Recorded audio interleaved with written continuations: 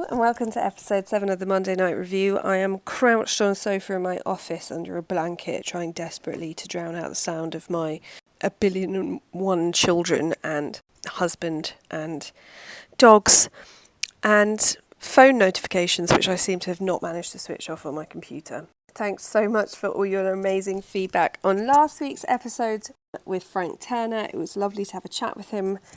Not least because I haven't seen him because of the pandemic, but also as fellow nerds growing up, it was nice to have a legitimate geek out. I'm hoping that he will come back and tell us some more fascinating history stuff. And that was one of the things that I wanted to do with this podcast when I first launched it. I just thought of all the times, especially when I was younger, when I used to get my friends to tell me their crazy ghost stories or weird stuff that used to happen in history, and my sister is always up for doing that. I was, in fact, talking to my friend Natalie about the podcast a couple of weeks ago, about a month ago, and my friend Natalie gives historical tours in London, and we were talking about the podcast, and she was telling me this really interesting story. She's one of those super annoying people that has a brain like a steel trap and doesn't forget anything. She doesn't really drink, so that could be it. But she was telling me about one of the first convictions using DNA. And after our dog walk, she sent me a few articles to read, and I started researching for this episode. And then lo and behold, the case is back in the news last week, which was so weird. So many of you may have recently come to hear about what we're going to talk about today, which is the first conviction and first exoneration using DNA and therefore the crimes of Colin Pitchfork. Yes, that is his name. I was telling my mum about this. Literally everyone I mentioned it to, they're like, is that his real name? Yep, Colin Pitchfork. So in 1986, at the University of Leicester, geneticist Alec Jeffreys accidentally discovered DNA profiling during a failed experiment to study the way in which inherited illnesses passed through families. Jeffreys quickly realised that every individual whose cells had been collected could be identified with great precision and could even be used to determine family ties. So it's called DNA fingerprinting because it's as unique as fingerprints are. Jeffreys published a paper on his findings, and he was assisting with some citizenship disputes with some immigration officials who were denying British paternity to some children and not letting them in the country. So even though Jeffreys had suggested that his discovery could be used to track down criminals, he was actually laughed at originally. But then he received a phone call that would literally change the way that crime is detected forever. But before that, we have to go back in time 3 years. To 1983, just 5 miles down the road in a village called Narborough, where 15-year-old Linda Mann had gone to visit her friend and didn't return home. The next day, her body was discovered on a deserted footpath known locally as the Black Pad. She'd been raped and strangled with her own scarf. At the time, forensics were able to take a semen sample. They could determine a few things. So they could determine the blood type, and the perpetrator had a very specific enzyme profile that matched only 10% of men. I'm assuming that means that he was a secretor, which is where you secrete an enzyme into your semen that allows people to know what your blood type is. But there was no other evidence, so the case remained open. They had no suspects, nothing like that. Fast forward to 1986, and 15-year-old Dawn Ashworth was returning home from a friend's house and decided to take a shortcut. She never returned home. This is a really upsetting case, but I find it slightly distressing that we're now in 2021, and I still wouldn't advise a 15-year-old girl to take a shortcut on your way home. Her body was found a few hundred yards away from where they had found Linda 3 years before. The scenes were so similar, clothes removed in the same way, both girls raped, then strangled with their own scarves, and as I said, in a very similar area, that the police knew they were looking for the same perpetrator. Everyone in the local area became terrified. It was a really quiet village, and everyone knew everyone else. They'd never had crimes like this before. And obviously the media helped. The local paper led with the headline, "There's a killer in our midst."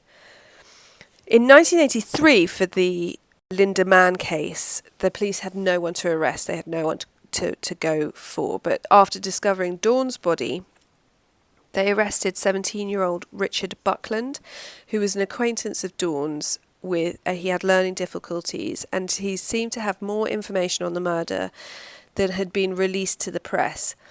Having repeatedly admitted to the crime and then denied it, he was formally charged with Dawn's murder about a month later on the 10th of August 1986. Throughout all his questioning and his trial, he denied any involvement in Linda's murder in 1983, when he would have been 14, and the police had no evidence or anything to tie him to it, but because he kept flip-flopping and saying that he had killed Dawn, and they knew that the same person was guilty of both crimes, they believed he was guilty. So the police decided to reach out to the scientist at the local university who'd been talking about this new discovery with DNA, Alec Jeffreys. He agreed to carry out tests on the accused, Richard Buckland's blood, and the semen taken from both victims, and having worked through the night, he confirmed that both victims had been attacked by the same man, and that man wasn't Richard Buckland. The police took some convincing, and after running the tests for a third time, they reluctantly let Buckland go after 3 months in prison, making him the first man to be exonerated based on DNA profiling. So, now fully on board with the science, the police decided to DNA test the whole area. Letters were sent out to every male born between 1953 and 1970 who'd lived or worked in the Narborough area, asking them to agree to give a blood sample. Then they set up 2 testing centres, one at the local school, one in the council offices, each offering 2 daily testing sessions, morning and evening, 3 days a week. It's completely voluntary. Each man was expected to just bring proof of ID and turn up, give a blood sample, and most did turn up. And though initially some said they didn't like the police or they were scared of needles, they changed their minds pretty quickly when social pressure grew and not getting tested looked like a sign of guilt. Because they were using this remarkable new discovery, the testing became worldwide news, the LA Times saying it could be the most significant breakthrough in resolving serious crime since fingerprinting was invented. So, after 5 months and over 5,500 samples, with only one person refusing to be tested, there was still no match. They expanded the search. But in August 1987, just over a year after Dawn's murder, a man called Kelly confessed to some friends in a pub, how often has that happened, that he'd impersonated a friend and taken a sample on his behalf. When asked why, he said that the friend had already done a test himself impersonating someone else who'd had a conviction of indecent exposure and didn't want to risk a false accusation. The friend he'd impersonated had doctored Kelly's passport for him, driven him to the test site and picked him up afterwards. That man was 27-year-old Colin Pitchfork. In 1983, Pitchfork had been questioned about the Linda Mann murder, but had the solid alibi of looking after his infant son at the time his wife was away. 6 weeks after Kelly's indiscrepancy in the pub, one of the witnesses relayed the story to the local policeman, and both Kelly and Pitchfork were arrested by the end of the day. After being read his rights, the investigator straight up said to Pitchfork, "Why Dawn Ashcroft?" To which Pitchfork replied, "Opportunity. She was there, and I was there." He made a full, detailed confession to both murders. His alibi for the Linda Mann murder wasn't a lie. His son was sleeping in the car parked nearby while he carried out the attack. And he also confessed to 2 other sexual assaults, and Jeffrey's new DNA testing confirmed that he was the killer of both Linda Mann and Dawn Ashcroft. In January 1988, Colin Pitchfork pleaded guilty to 2 counts of murder, 2 of rape, 2 of indecent assault, and 1 count of conspiring to prevent the course of justice. Pitchfork's psychiatric report said he had a personality disorder of psychopathic type accompanied by serious psychosexual pathology, and will obviously continue to be an extremely dangerous individual while this psychopathology continues.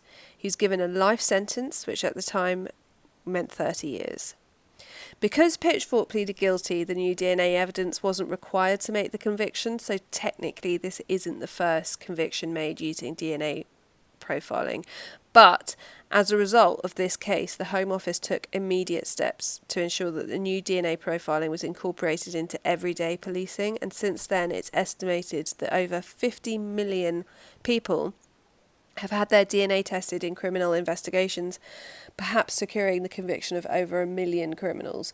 So, while there are many different pros and cons to mass DNA screening keeping profiles online, there's something more pressing I want to discuss now. It should be mentioned that obviously some people are fine with their DNA being on websites like Ancestry and things. The fact that they exist means that the Golden State Killer was caught after years because a relative uploaded their DNA onto one of those websites. So the thing I want to talk about today, though, is that earlier this month, we're in June 2021 now, the parole board have deemed Pitchfork, who's now 61, suitable for release. A couple of days ago, Robert Buckland, the Justice Minister, said that today he is going to ask for a reconsideration. I have to say I'm not sure how much one can reform from a personality disorder of psychopathic type. If they're wrong, the worst case scenario doesn't really bear thinking about it. I wonder if the parole board would be happy if he moved into their neighbourhood if they have teenage daughters. I feel like for something like this, you have to be 100% sure because the consequences are so awful. Those little girls don't get to have a life.